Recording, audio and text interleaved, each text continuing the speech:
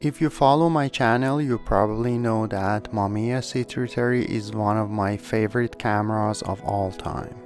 I love the form factor and I love how simple and robust the camera is, and of course the lenses are good too.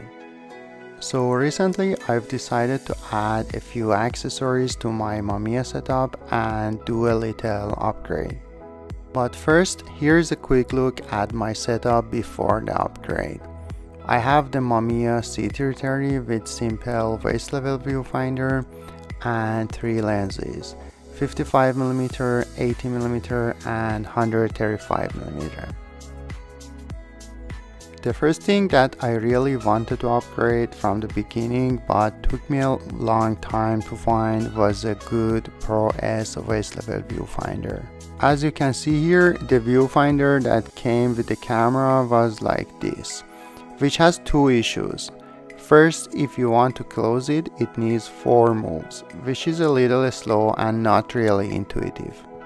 But the bigger issue is that if you open the magnifier, there is a gap between the loop and the rest of the body, which means that the ambient light can't get in, resulting in a poor image in viewfinder.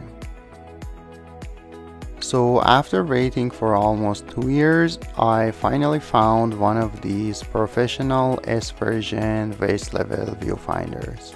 It might look the same at first, but when you open and close it, you can see the difference. You can close it with only 1 move, which is a lot better than 4. Then when opening the magnifier, you can see that there is no gap, meaning that you can see the image on the ground glass a little better. Then let's go to the second accessory, which is another viewfinder.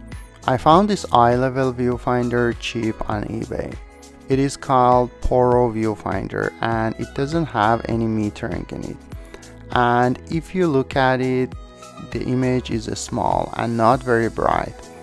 And it really kills the magic of the TLR image, but it is lightweight and relatively cheap.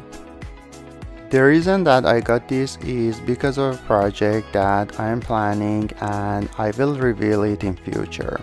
But overall, I don't recommend it for normal use. It's better to stick with the waist level viewfinder. My next couple of accessories are rather boring. First, I got one of these bubble levels.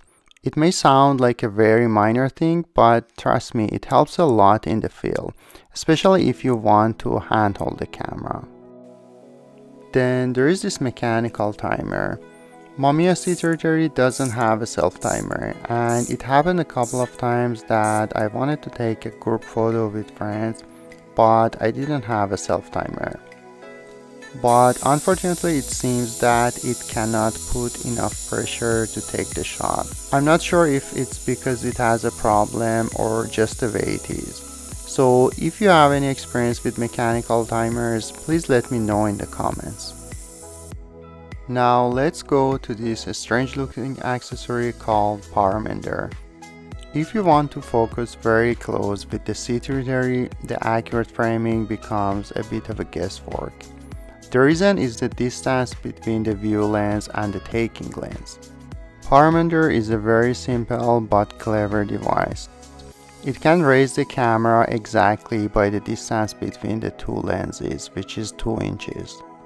It means that you can use the view lens, which is the top lens, to frame your shot and then raise the camera so the taking lens replaces the view lens, and therefore you can get the same frame on film.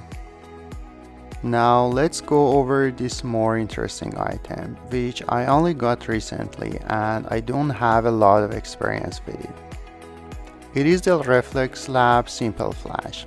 I got it with the PC sync cord, so I can use it on Mamiya C330. It is very small and needs only 2 AAA batteries to work.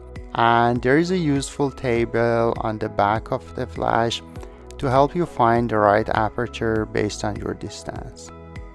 Now let's go to the most interesting item, the mighty 250mm f6.3 lens. Yes, I finally found one of these on eBay in perfect condition and at a reasonable price. It is roughly equivalent of a 140mm lens on full frame, so it doesn't give you a lot of reach, but it is the longest lens for this system and I'm really excited to use it, so stay tuned for the results. So that's it. If you like this video, please consider subscribing to my channel. Also feel free to follow me on Instagram and X, also known as Twitter.